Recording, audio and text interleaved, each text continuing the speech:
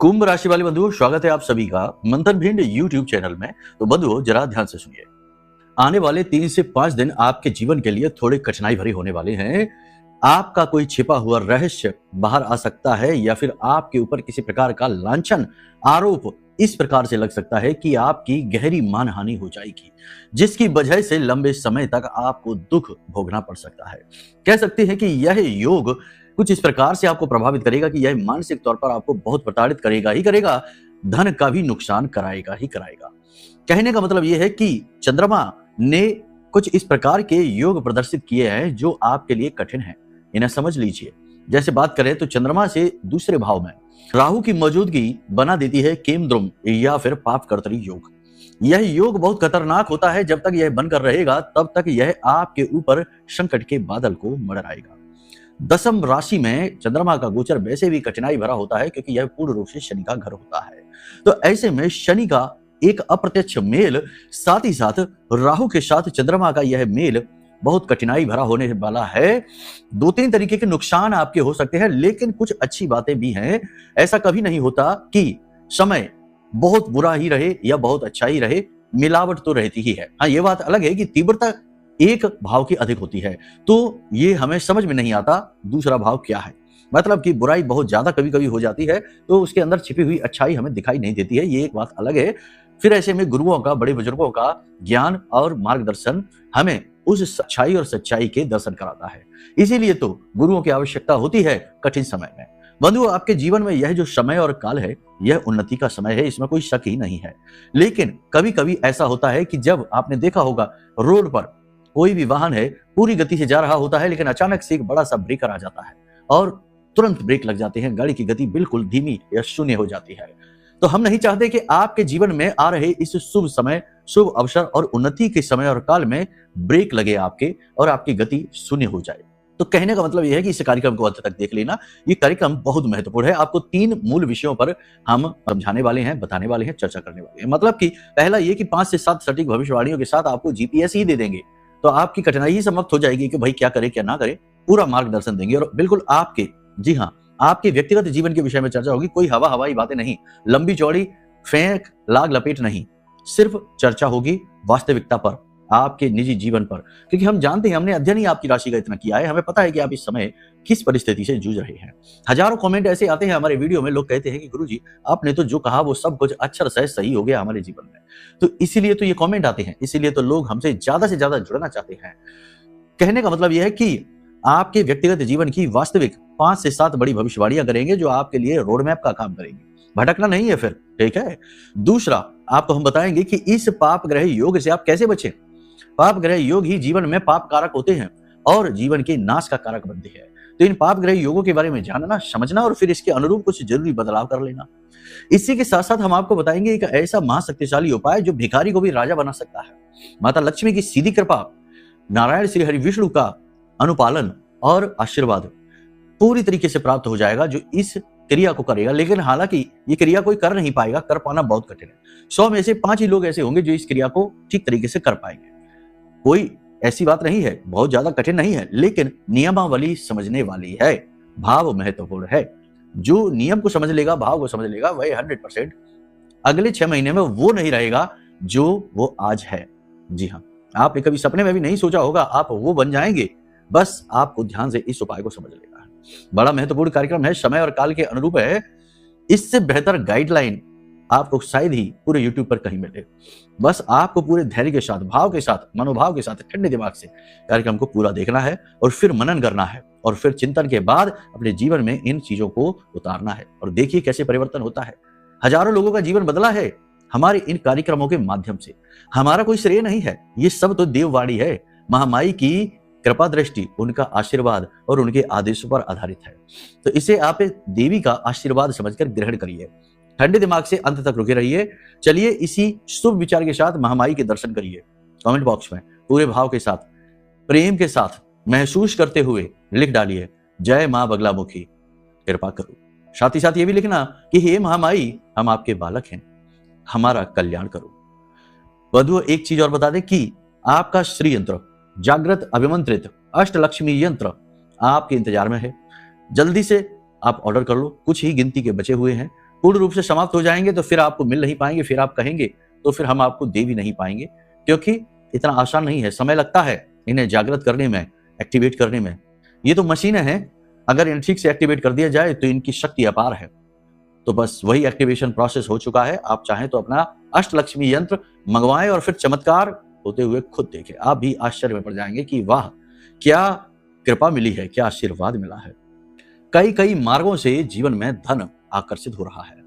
खैर चलिए अब अपने मूल विषय को शुरू करते हैं। बात करते हैं भविष्यवाणियों की, लेकिन पहले बता देते कि अगले 3 से 5 दिन आपका फोकस कहाँ रहेगा। जय माई की बंधुओं, ज्योतिष और तंत्र विद्या के क्षेत्र में आचार्य अमित एक जाना माना नाम है। पूज्य गुरुदेव के साधनाओं और ज्योतिष विद्या के अनुभव बेहद दिव्य है। जी हाँ, पूज्य गुरुदेव ने जिसकी भी कुंडली का विश्लेषण किया और कुंडली के अनुसार उसे सटीक उपाय व महामाई माँ बगलामुखी की विशेष कृपा दी, उसके जीवन में सकारात्मक बदलाव तो आ ही है। फिर चाहे समस्या कितनी ही कठिन क्यों ना हो, समाधान तो अवश्य हुआ है। अब ऐसे में यदि आप भी अपने जीवन की किसी बड़ी समस्या से जूझ रहे हैं, जैसे कि कर्जा बढ़ता ही जा रहा है, काम धंधा और व्यापार सब रुक चुका है, रिश्ते नातों में तनाव हद से ज्यादा बढ़ गया है, पूरा जीवन ही नकारात्मकताओं से भर गया है, तो ऐसे में यही सही समय है जब आप श्रेष्ठ गुरु से मार्गदर्शन प्राप्त करें और जीवन के अंधकार को समाप्त कर दिव्य प्रकाश की ओर कदम बढ़ाएं। वीडियो में दिए गए नंबरों पर तुरंत संपर्क करिए और अपनी कुंडली का विश्लेषण व समाधान पूज्य गुरुदेव के द्वारा करवा लीजिए। देर ना करें, आपके देवी देवताओं के आशीर्वाद से ये मौका खुद चलकर आपके पास आया है, इसे गंवाना नहीं है। अभी फोन करें और गुरुदेव से मार्गदर्शन प्राप्त करें। महामाई आपका कल्याण करें। धन्यवाद। कुछ पुरानी बातें सोच सोचकर आप दुखी होंगे, परेशान होंगे, ये फोकस है आपका। जी हाँ, होना नहीं चाहिए। दूसरा कि आप धर्म के प्रति थोड़े से निराश होंगे, उदासीन होंगे। जी हाँ, ये भी कड़वा है लेकिन सच है, कोई कहेगा नहीं, केवल हम कहते हैं क्योंकि हमारे पास महामाई का आशीर्वाद है। हमें भय नहीं कि कोई हमसे प्रेम करेगा या शत्रुता करेगा, जिसको जो करना है वो करे। हमारे मन में जो है, जो सत्य है, हम तो उसे आपके सामने ज्यों का त्यों प्रकट करेंगे। हाँ, ये बात जरूर है कि ज्यादा सच सुनकर बहुत सारे लोगों का हाजमा खराब हो जाता है, क्योंकि उनका जीवन झूठ पर चलता है। तो आपका फोकस 2 जगह पर रहने वाला है। पहला कि आप कुछ अपनी पुरानी बातें, पुरानी गलतियां, पुराने जीवन को सोच सोच कर दुखी होंगे, मन शांत करेंगे खुद ही। दूसरा कि आप धर्म के प्रति भी थोड़े से उदासीन होंगे, निराश होंगे। आपको ऐसा लगेगा कि जैसे आपने इतना सब कुछ किया, पूजा पाठ किया, अनुष्ठान किया, लेकिन ना जाने क्यों भगवान आपके लिए बहरे हो गए हैं, आपकी सुनते ही नहीं है, तो मन खिन्न हो जाएगा। तीसरा, आप अपनी ड्यूटी, अपने काम को बड़ी गंभीरता से लेंगे और पूरे मन के साथ करेंगे, ऐसे जैसे कि आप पूजा कर रहे हैं। इतनी ईमानदारी से, इतनी मेहनत के साथ आप अपने कर्म को करेंगे, ये बहुत अच्छी बात है, करना ही चाहिए। लेकिन यहां पर भी कहीं ना कहीं गुस्सा, निगेटिविटी, क्रोध का, आवेश का भाव रहेगा। अपने ही प्रति आप क्रोधित रहेंगे। जी हाँ, ये अजीब है। मनोभाव की बात करेंगे आपके, तो मनोभाव आपका उदासीन सा रहेगा, अकेलेपन में आप रहेंगे, लोगों से कम बात करना पसंद करेंगे और स्वयं की खोज में रहेंगे। अपनी गलतियों को ढूंढ ढूंढ कर बाहर निकालेंगे, उन्हें चुन चुन कर समाप्त करेंगे, जन संपर्क में ज्यादा रुचि नहीं रखेंगे और इसी प्रकार की कोई नई क्रिया को आप आजमा सकते हैं, जैसे नया एक्सरसाइज है, नया कोई मंत्र है, नाम जप है, या फिर मेडिटेशन की कोई नई प्रक्रिया को आप आजमा सकते हैं। डाइट वगैरह पर भी आपका ध्यान रहेगा। ठीक है, उल्टा सीधा नहीं खाएंगे, लिमिटेड खाएंगे, कम खाएंगे, अच्छा खाएंगे। बात करते हैं परिवार की, तो परिवार में सुख शांति है, कोई समस्या नजर नहीं आ रही है, लेकिन कहीं ना कहीं किसी न किसी प्रकार की परिवार में ऐसी चर्चा चलेगी जो आपके लिए कष्टकारक रहेगी। आपकी पुरानी गलतियों को उखाड़ा जाएगा। परिवार में हिस्से बंटवारे को लेकर चर्चाएं हो सकती हैं। परिवार में पिता की सेहत थोड़ी सी खराब हो सकती है, जिनसे आप अपने लिए सपोर्ट की उम्मीद करेंगे, वही आपका सपोर्ट नहीं करेंगे। ये चीज नेगेटिव सी रहेगी, आपके लिए थोड़ा कष्टकारक रहेगी। इसी प्रकार व्यापार की बात करेंगे, तो व्यापार में आप थोड़ा रिस्क लेंगे, थोड़ा सा एक्टिव होंगे, जोखिम पूर्ण कार्य करने की कोशिश करेंगे, कुछ नए प्रयोग आप करेंगे, नए अवसर आपको प्राप्त होंगे, व्यापार में उन्नति होगी, सेल्स आपकी बढ़ेगी। लेकिन कुछ चीजों में आपकी सेल्स कम भी होगी, क्योंकि बिजनेस तो कई प्रकार के होते हैं, अलग अलग ग्रह नक्षत्रों से प्रभावित होते हैं। तो कुछ बिजनेस जो कि जैसे कहते हैं ना कि एडवाइस करने वाला बिजनेस है, टीचिंग का बिजनेस है, कमीशन के कार्य है, वकील के, डॉक्टर के, इनके कार्य, ये सेवा कार्य हैं, इनमें उन्नति मिलेगी, ये काम अच्छे चलेंगे। यही कपड़ों का व्यापार है, परफ्यूम का, इत्र का व्यापार है, डेकोरेशन का व्यापार है, चीजों के साथ सामान, सजावट, बर्तन आदि के कार्य हैं, ये ठीक ठाक चलेंगे। लेकिन जो मशीनरी का कार्य है, मशीनरी, लोहे से जुड़े हुए कार्य हैं, धातु से जुड़े हुए कार्य हैं, ये मध्यम रहने वाले हैं, धीमे चलेंगे। इसी के साथ साथ शेयर मार्केट का काम भी अच्छा चलेगा, और आप प्रॉपर्टी का काम करेंगे तो उसमें थोड़ा सा रिस्क, उसमें किसी प्रकार का छल या फ्रॉड हो सकता है। मंगल से जुड़ा हुआ कार्य है। कहने का मतलब यह है कि बिजनेस में आप कुछ भी करेंगे, आपको सपोर्ट खूब मिलेगा, लेकिन आपको ज्यादा जोश में आकर होश नहीं खो देना है। पेपर वर्क साइन करते समय होशियार रहना है और लोगों की बातों में इतनी जल्दी नहीं आ जाना है। जल्दी से इंप्रेस होकर कोई निर्णय नहीं लेना है। बड़ी ही गंभीरता के साथ, शांति के साथ जीवन में आगे बढ़ना है। आपके पास बहुत कम ही लोग ऐसे हैं जो आपके सीधे शुभ चिंतक हैं। आपके शुभ में चिंतित होने वाले तो बहुत हैं, लेकिन सीधे शुभ चिंतक जो आपके शुभ की चिंता करते हैं, ऐसे बहुत कम हैं। तो आपके जो हैं उनके साथ आप उठना बैठना पसंद करेंगे, कुछ समय बिताएंगे। इसी के साथ साथ आप थोड़ा सा धर्म कर्म का कार्य भी करेंगे। किसी प्रकार के किसी धार्मिक या सामाजिक कार्य में आप अंशदान करेंगे, थोड़ा सहयोग करेंगे। नौकरी की बात करेंगे तो जो नौकरी की तैयारी कर रहे हैं, इस समय थोड़ा सा इंतजार करना पड़ेगा। 14 तारीख 15 तारीख के बाद ही नौकरी की शुभ खबर आएगी, समाचार आएगा। विदेश जाकर जो नौकरी कर रहे हैं उनके लिए कठिनाई बढ़ेगी। नौकरी जाने के भी संकेत हैं। जी हाँ, पाप कर्तरी योग है, ये नौकरी के लिए कठिन है। लांछन लगवाएगा, आपकी मेहनत निष्फल करेगा, आपके क्रेडिट चोरी होंगे, कार्यस्थल पर वातावरण नेगेटिव बनेगा। विदेशियों के लिए बात हो रही है, ये अपने देश की नौकरी करने वालों के लिए नहीं। अब जो यहाँ नौकरी कर रहे हैं उनके लिए हम बता दें, छुट्टी के दिन भी मेहनत करनी पड़ेगी, ओवर टाइम करना पड़ेगा। उच्च अधिकारियों से तालमेल बिठाने में आपका ईगो हर्ट होगा, क्योंकि कहीं ना कहीं आपको ऐसा लगेगा आप कोई अनैतिक कार्य कर रहे हैं, लेकिन फिर भी आपको करना पड़ेगा। सलाह हमारी ये रहेगी कि उच्च अधिकारियों से तालमेल बनाकर रखें, ईगो को बीच में लेकर ना आए, और मेहनत अधिक पड़ रही है तो करें। आपकी क्रिया शक्ति, आपकी मेहनत ही आपको आगे बढ़ाकर लेकर जाएगी, आपका धर्म ही आपको आगे बढ़ाकर ले जाएगा। आप दूसरों को हित करने के चक्कर में कई बार अपनी नौकरी में बेइज्जत हो चुके हैं, अपनी नौकरी पर आप खतरा ला चुके हैं। अब ऐसा नहीं करना है। जरूरत से ज्यादा दया भाव, जरूरत से ज्यादा सच्चाई और अच्छाई भी ठीक नहीं होती है। संतों पर यह सूट करती है, लेकिन गृहस्थ और सांसारिक जीवों पर नहीं, क्योंकि हद से ज्यादा सत्यता से तो संसार चल ही नहीं सकता है, क्योंकि जीवन द्विष भाव में चलता है। यहाँ अगर मीठा है तो कड़वा भी है, अगर सफेद है तो काला भी है, दिन है तो रात भी है। यानी कि आपको चालाकी भरा व्यवहार करना होगा। हम ये नहीं कहते कि आप किसी को हर्ट करिए, किसी का नुकसान करिए, किसी का दिल तोड़िए, नहीं। भाषा को अपनी अभद्र करिए, नहीं। आप बिल्कुल भद्र रहिए, शांत रहिए, ठंडे रहिए, अपने ऊपर ध्यान दीजिए। लेकिन इतने सीधे और इतना नॉर्मल होने की भी आवश्यकता नहीं कि कोई दूसरा शोषण कर जाए, अपना काम निकाल कर आगे बढ़ जाए और आप बेवकूफ साबित हो जाए। तो आप चालाकी को थोड़ा सा धारण करिए। जैसे हमारे देवी देवता अस्त्र शस्त्र धारण करते हैं, तो इसका मतलब ये थोड़ा ही है कि वो हमको मारना चाहते हैं। हमें तो वो देते हैं, जो देवे सु देवता, तो जो हमको वो देते हैं प्रेम, आशीर्वाद, कृपा, उन्नति और मुक्ति। तो वहां हथियार का क्या काम है, लेकिन तब भी हथियार रखती हैं। हथियार उनकी सुरक्षा के लिए है, शत्रुओं के नाश के लिए है। वैसे ही आप अपनी चालाकी को अपना हथियार बनाइए, अपनी सुरक्षा के लिए। ठीक है, किसी का नाश करने की जरूरत नहीं है, वो हमारा काम नहीं है, उसके लिए भगवान है, वही अपना न्याय करेंगे। तो हमें केवल अपनी रक्षा करनी है। ठीक है, इसलिए आपको थोड़ा सा समझदार होना पड़ेगा, प्रैक्टिकल होकर सोचना पड़ेगा। इमोशनल नहीं सोचेंगे, वरना चंद्रमा आपको बड़े घाटे दिलवा देगा। विचारों की अधिकता इस समय पर रहेगी, नींद लेने में समस्या रहेगी और आधी आधी रात गुजर जाएगी, आपको नींद ही नहीं आएगी। और यदि नींद आएगी भी तो नींद में कई प्रकार के डरावने नकारात्मक सपने आ सकते हैं, विचार आ सकते हैं, जिससे कि आपकी नींद भी पूरी नहीं होगी। और ऐसा भी होगा कई बार कि आप सोकर जब जागेंगे सुबह, तो आपको बहुत थकान और कमजोरी महसूस होगी, जैसे सोने में भी आपने न जाने कितनी मेहनत कर डाली हो। यह स्थिति आपके साथ रहेगी।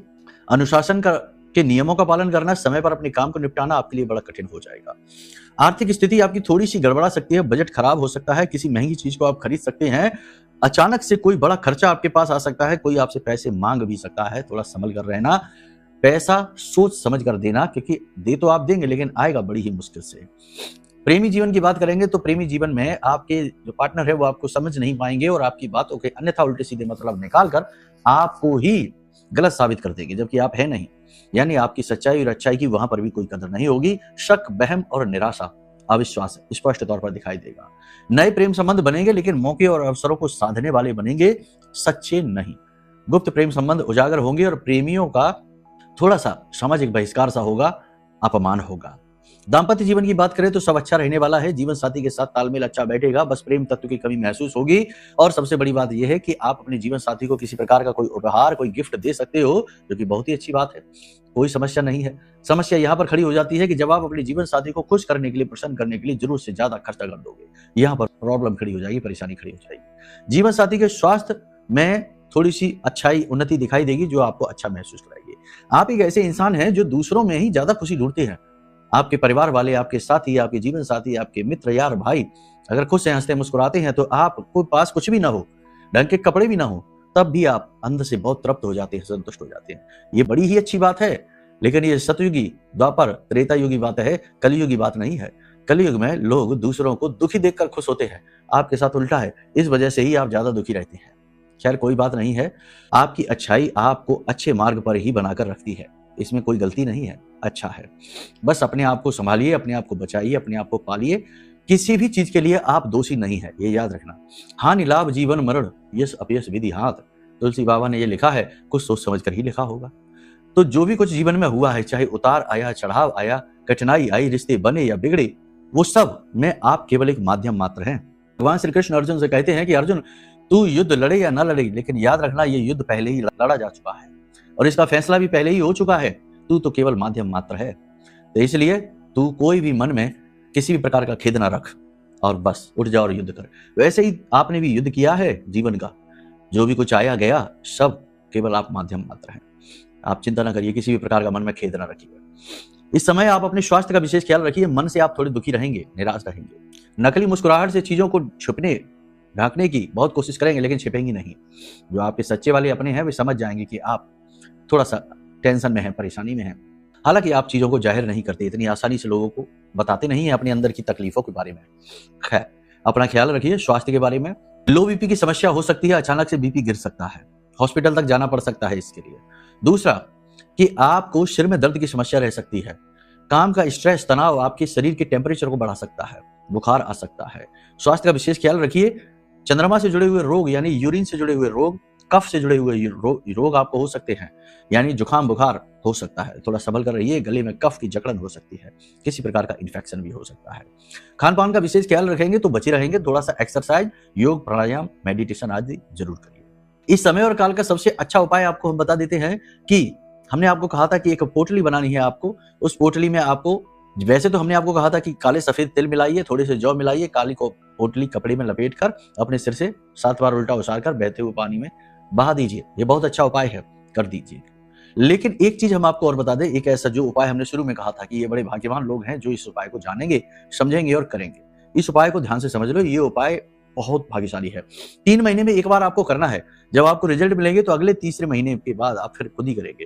ध्यान से सुन लीजिए इस उपाय को। लेकिन एक चीज यहाँ पर हम आपको और बता दें, जो भी कुछ यहाँ पर हम चर्चा कर रहे हैं, कुछ आपके जीवन से मिल रही होगी, कुछ शायद ना भी मिल रही हो, तो ये आपकी कुंडली का आकलन नहीं है, ये आपके गोचर का, चंद्र राशि का आकलन हो रहा है। तो अगर आपको अपने बारे में जानना है तो आपको अपनी रिपोर्ट देनी होगी, अपनी कुंडली का आकलन कराना होगा। बहुत से लोग कहेंगे कि महाराज जी हम पे तो कुंडली ही नहीं है, तो क्या करें? तो चिंता की बात नहीं है, आप वीडियो में नंबर है, इन पर फोन कर लीजिए, आपका मार्गदर्शन हो जाएगा और श्रेष्ठ होगा, आप टेंशन फ्री रहिए। दूसरा यहाँ पर हम आपको बता दें कि आज का जो युग है नेगेटिविटी का युग है। हम बहुत देखते हैं, बहुत सारे लोग कहते हैं गुरुजी सब कुछ अच्छा चल रहा था, लेकिन एक दिन न जाने क्या हो गया कि सारी चीजें खराब होती चली जा रही है, बिजली डूबता जा रहा है, कर्जा बढ़ता जा रहा है, घर में भी माहौल खराब होता है। ये सारी चीजें शुरू होती है नेगेटिविटी यानी कि तंत्र मंत्र नकारात्मक ऊर्जाओं से। और आज के समय में ये बहुत ज्यादा हो रहा है, क्योंकि कलयुग तो नकारात्मकता का युग है, तभी तो इसका नाम कली है। तो आप समझो कि अगर ऐसे में आपको अपनी सुरक्षा करनी है, उन्नति करनी है, यहां तक कि आपके द्वारा किए गए कार्यों का फल प्रतिफल भी प्राप्त करना है, क्योंकि आजकल तो वो भी नहीं मिलता। लोग करते हैं मेहनत 100 रुपए का, मिलते हैं 10 रुपए, कभी कभी वो भी नहीं। तो आपकी ही मेहनत का फल आपको नहीं मिल रहा, इसमें भी नेगेटिविटी बाधक बन रही है। वरना सोचो, क्रिया के खिलाफ प्रतिक्रिया तो होनी ही चाहिए, लेकिन नहीं होती। तो ऐसे में आपको चाहिए एक सुरक्षा घेरा, एक ऐसी प्रोटेक्शन कि आपका कोई बाल भी बांका न कर सके, कोई आपको छू भी न सके, चाहे इंसान हो, जीव जंतु हो, चाहे नेगेटिविटी हो। तो ऐसे में आपको सुरक्षा देंगी महामाई मां बगलामुखी, हमारी आराध्य देवी हैं। इनके सबसे शक्तिशाली मंत्र से यह जागृत और अभिमंत्रित है। आपने यदि ये कवच ले लिया तो आप अपने जीवन की 90% परेशानियों से तो खुद ही मुक्ति प्राप्त कर लेंगे, यकीन मानिए। और माई तो राजसिक सिद्धि है, जिस पर प्रसन्न होती है उसे राजा बना देती है। सैकड़ों उदाहरण है हमारे पास। तो कहने का मतलब यह है कि यह महारक्षा कवच और कुंडली का आकलन आपके जीवन के सर्वश्रेष्ठ 2 फैसले हैं जो आपको करने ही चाहिए, वरना तो फिर ठोकरें तो खानी ही है। समय तो फिर आपकी कहानी रचेगा ही, जब आप कोई काम करेंगे नहीं ऐसा जिससे कि समय बदल जाए, तो फिर समय ही लिखेगा आपकी कहानी। खैर चलिए अब बात करते हैं उपाय की। उपाय बेहद महत्वपूर्ण है, इसे ध्यान से सुन लेना। इसी कार्यक्रम में बताएंगे जरूर, लेकिन फिलहाल ये मौका निकल जाएगा। तो क्या करना है आपको, एक चौकी बिछानी है। किसी भी शुक्रवार के दिन आप इस उपाय को करिए। चौकी एक बिछानी है आपको, उस पर आपको लाल रंग का कपड़ा बिछाना है। लाल रंग के कपड़े पर आपको चावल, अक्षत, टूटे हुए नहीं हो, टूटे फूटे को अक्षत नहीं कहते, वो चावल होता है जो जिसकी क्षति ना हुई हो वही है अक्षत। तो चावल लेने हैं और उन्हें कुमकुम से लाल रंग का कर लेना है। ठीक है, तो लाल चावल से लक्ष्मी मैया के चरण कमल बनाने हैं। जैसे बनाते हैं ना, आपने देखा दीपावली पर लेकर आते हैं, माई के चरण होते हैं, जैसे खड़ी है माई तो उनके चरण छपे हुए हैं, वैसे उनका अंगूठा है, उंगलियां हैं, ऐसे 10 उंगलियां बनानी हैं। अब आपने क्या करना है, ध्यान से सुनिए। उनकी 10 उंगलियों के आगे चौकी पर एक एक दीपक जलाइए और उसमें थोड़ी थोड़ी केसर डालिए। केसर नहीं है तो कुमकुम भी डाल सकते हैं। तो थोड़ा सा केसर डालकर एक एक दीपक सामने उनके जलाइए। अब उनकी उंगलियों पर आपको कुछ चीजें रखनी है। जैसे 10 उंगलियां हैं, इनके ऊपर आपको क्या रखना है, एक एक सिक्का रख दीजिए, उसके ऊपर एक एक कमल गट्टा रख दीजिए, उसके ऊपर आपको एक गोमती चक्र रखना है और एक एक रक्त गूंजा, लाल गूंजा होता है, और एक एक काली हल्दी की गांठ। आप जैसे ये उंगली माई के पैरों की है तो इनके सामने भी रख सकते हैं या फिर इनके ऊपर भी आप रख सकते हैं, जैसे आपका व्यवस्था बने वैसे आपको रखना है। अब इसके बाद आपको कमल के 2 पुष्प लेने हैं, माई के दोनों चरणों के सामने कमल के दोनों पुष्प आपको रख देने हैं और वहीं पर बैठकर आपको कनक धारा स्तोत्र का पाठ करना है। उसके बाद इस सामग्री को आपको वहीं पर रखा छोड़ देना है और अगले दिन सुबह सूर्योदय से पहले जागना है, स्नान आदि करके जाना है और माई से निवेदन करना है कि आपके जीवन में सुख समृद्धि उन्नति लेकर आए।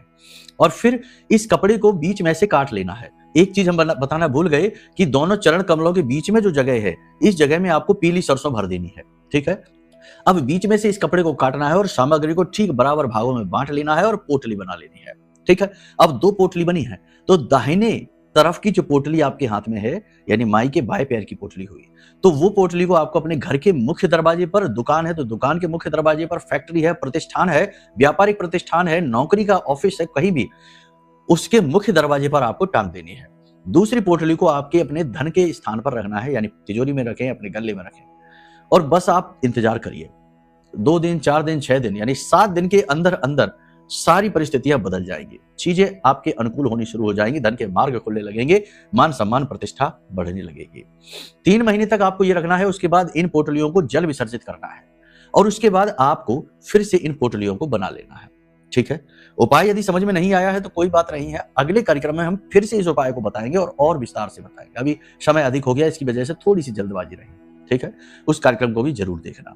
चलिए, आज के इस कार्यक्रम को अब हम यहीं विराम देते हैं। मन में यदि कोई प्रश्न उठे कि कुंडली आकलन कैसे कराएं, महारक्षा कवच कैसे लें, अष्टलक्ष्मी यंत्र कैसे मंगाएं, तो चिंता की बात नहीं, नंबर वीडियो में है, फोन कर लीजिए, आपका कल्याण होगा। प्रेम से बोलिए जय माई की, जय मां बगला।